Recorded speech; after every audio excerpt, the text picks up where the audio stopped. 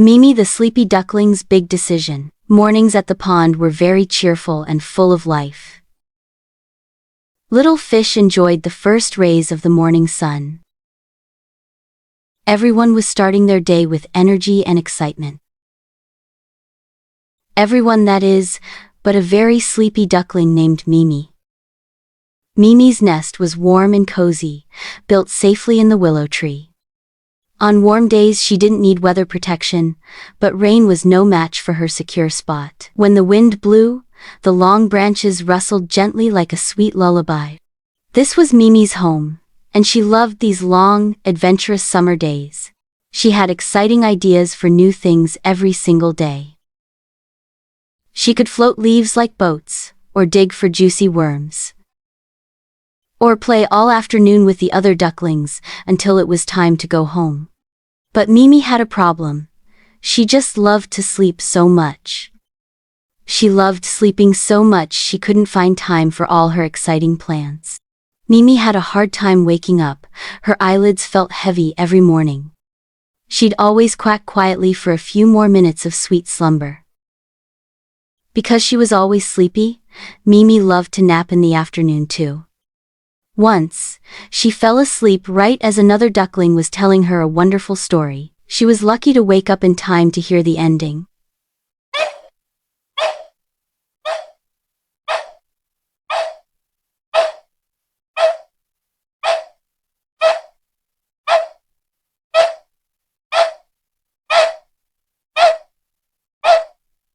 Mimi's favorite time was evening, sharing tasty treats with her family.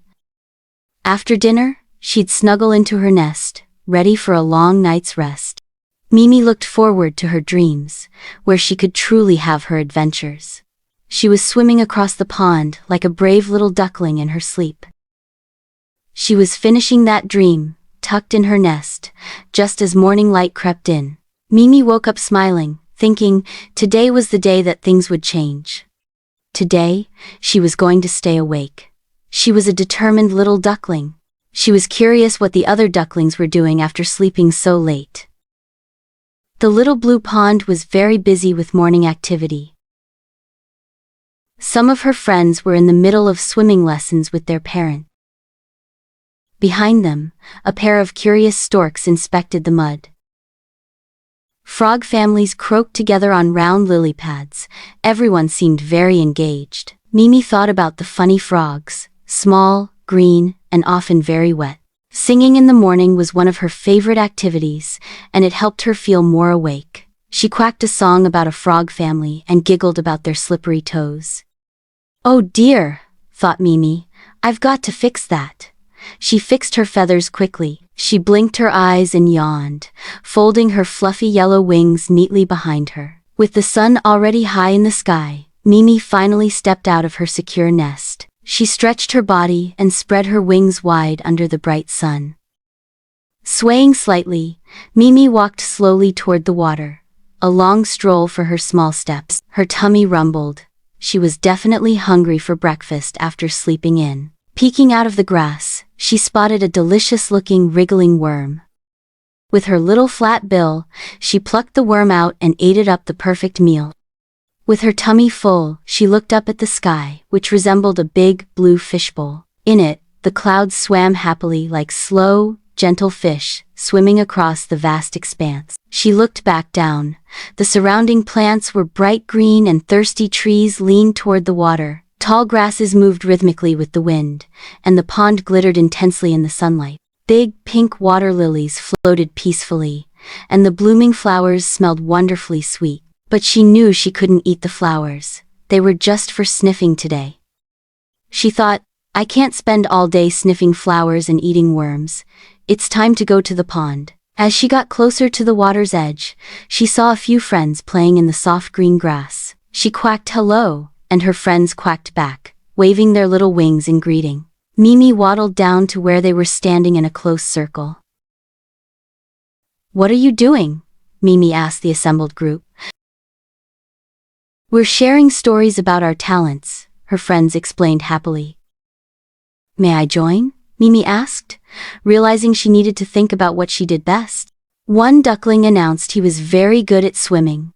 How fun! Everyone quacked. Another said she'd just learned to fly. How exciting! They all responded warmly. A third said she was very good at finding food, which sounded delicious to Mimi. Mimi imagined a little pile of seeds, brown and black, and smooth like little pebbles. She imagined exactly what they would taste like on her tongue, focusing intensely on the imagined flavor. And as she started to daydream about snacks, she felt herself getting overwhelmingly sleepy. Mimi yawned deeply. Her eyelids felt heavy, just as it was her turn to speak. Just as it was her turn to tell her friends about her talent, Mimi abruptly fell asleep. Her little body relaxed completely, and she tucked her bill into her feathers, starting to snore softly. Deep asleep, she felt like she was floating, maybe going to visit the stars in the vast sky. Or maybe she'd croak with the frogs on a lily pad all night long. As she was thinking of frogs just then, just as she was thinking of frogs, she heard a loud, nearby croak that awoke her. She pulled her bill out of her feathers and looked around with big, sleepy eyes. Her friends weren't standing around her. They were now in the shallow water, splashing happily. Oh dear, she thought. She must have dozed off, breaking her promise to stay awake. Oh dear, Mimi thought again. She shook herself off and carefully waddled toward her friends. When she reached them, she shook her head.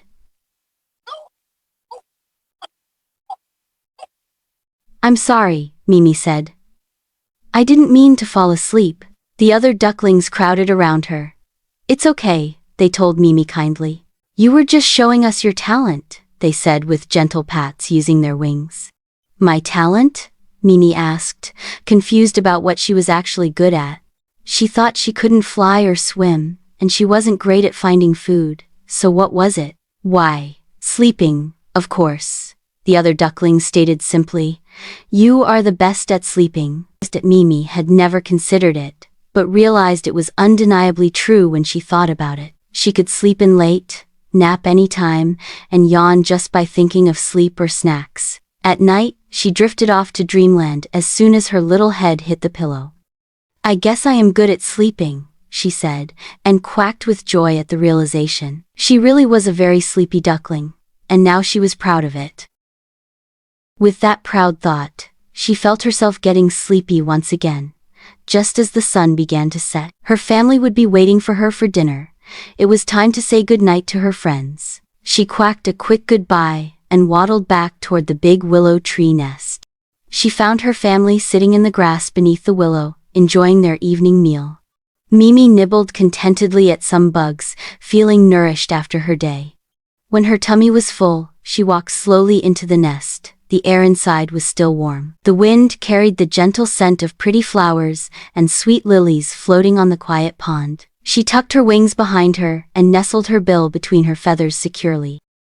Her soft, fluffy feathers felt like a warm blanket, perfect for snuggling down. She could hear the croaking of the frogs, sitting on lily pads, singing their soft evening songs. What a wonderful day, Mimi thought to herself, feeling genuinely content. She was proud of what she'd learned. She was perfect just the way she was.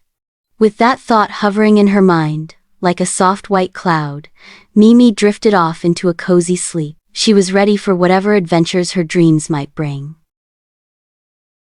This morning, Mimi resolved to stay awake and embrace the day's adventures. She sang a cheerful song about the funny, croaking frogs by the water. She even managed a perfect worm breakfast while observing the busy world around her. But when sharing her talent, the lure of sleep proved too strong before she could finish. Her friends lovingly pointed out her true, exceptional talent was sleeping.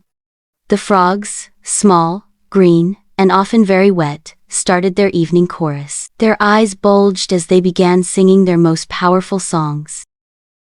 One particular croak was so loud it traveled across the bank and woke Mimi from her trance. The sound vibrated through the grass and directly into her slumber. It was the sound that snapped her out of her adventure in dreamland. Mimi was disoriented, pulling her bill out of the comforting feathers. The other ducklings, instead of being upset, gently crowded around her.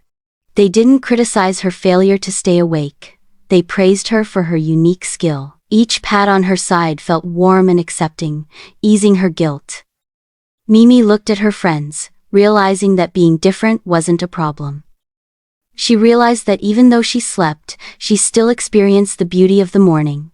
She had seen the sky like a fishbowl, and the plants were wonderfully green.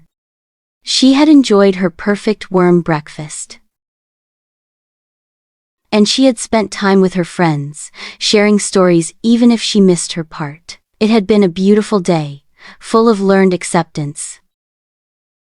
Saying goodbye, Mimi knew she would see her friends again tomorrow. She joined her family who were already enjoying their evening feast. The air was warm, smelling of flowers, and the quiet pond lilies. She tucked in, listening to the frogs' soft evening songs, feeling proud. She drifted off to sleep. A perfect, sleepy duckling content with who she was. If you enjoyed this lovely story about Mimi the sleepy duckling. The unspoken sacrifice. The sound of a car engine cutting out pierces the evening quiet of the small town. 3 years. I swore I'd never return to this place I left behind. But today is the anniversary, and Mom needs me here. Happy anniversary, Mom. The flight was truly terrible. Dad is still at the shop, doing what he always does. A faint electric saw buzzes while the distinct, dry smell of sawdust fills the air. I assumed you weren't coming until tomorrow, Sarah.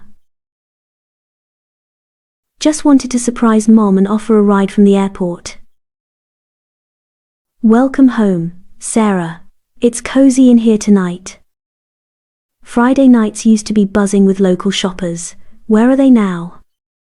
Online shopping and big box stores replace places like this. Dad, you should sell. You tie yourself to everything that holds you here, like that grand house we used to own. If you hadn't sunk everything into that foolish venture, we wouldn't be renting this tiny place. That house is gone, Sarah. It's been gone for years. You need to stop talking about it. I can't stop, Dad. It's the reason I had to leave this town. A faint glimpse of an official bank envelope sits under the counter. She's unpacking old high school yearbooks, looking lost in memory. Your father misses you terribly, even if his words only come out as criticism. His words are always drop it or stop looking. I wish he'd just own his decade-old mistake. But what if the decision wasn't a bad one, Sarah? What if it was a necessary, difficult choice? He bet everything on that risky real estate development years ago, Mom, I know. Do you recall that emergency surgery right before college, the rare blood disorder that kept you out for weeks? Of course. The insurance didn't cover everything needed for that top specialist. Your father had to make a choice. The bank wouldn't lend more. But the owner of our grand house agreed to buy it back immediately. Cash. He sold the house to pay for my medical bills, not because of a failed business deal. He wanted you to think it was his failure. He never wanted you feeling responsible for losing your childhood home. He built this small shop with the leftovers because he needed something he could control with his hands. All these years, I thought I was the victim of his mistakes. I was the beneficiary of his greatest sacrifice. The realization keeps her awake. She moves silently through the dark house towards the office. The sound of paper rustling is loud in the oppressive silence of the small office space. Foreclosure notice. Default on loan 487B. Auction date, next Tuesday. He's going to lose the shop over the final payment from the debt he took for me.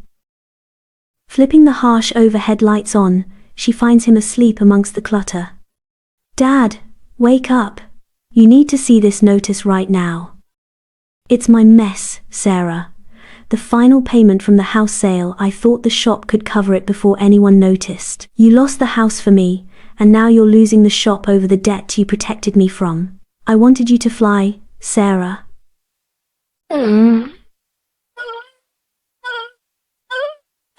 If you knew the truth, you would have stayed here, taking care of me. That's not the life I intended for you. I needed you gone and free of guilt. I've hated you for 10 years, blaming you for crushing my dreams, when you were the one funding them. I love you, kid. That's all there ever was to it. This is the first time we've truly connected in a decade. Morning light streams in as Sarah confidently connects to her New York contacts via video call. Robert's Tools and Timber is more than a store. It's a town landmark built on a father's incredible love. He sold his home to save his daughter's life. Now he risks losing everything else to cover the final debt. This isn't just about profit anymore. It's about repaying a debt of love by saving his legacy. The story is live on the crowdfunding page. I've alerted every editor and blogger I know. We have exactly 1 week until the auction date. You always were a powerhouse kid, stronger than you knew. I learned from the best, Dad. Now, let's modernize this old disaster. It's time to give Robert's Tools and Timber a proper second chance. Emily organizes dusty inventory slips with surprising efficiency. Robert, teaching his... Don't forget to like, subscribe, and comment on the Riverstone Parable 2.0 channel. Lots of love for your favorite little duckling, Mimi. See you next time.